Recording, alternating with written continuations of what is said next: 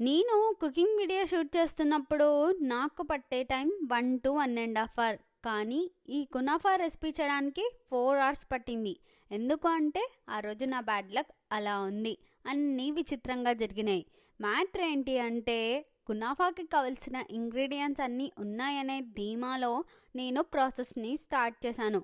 Cream అంతా ready చేసి cheese slice వేయాలి అనుకునే టైంకి ఓపెన్ చేస్తే ఆ చీజ్ స్లైస్ గట్టిగా ఉంది అండ్ లైట్గా స్మెల్ వస్తుంది.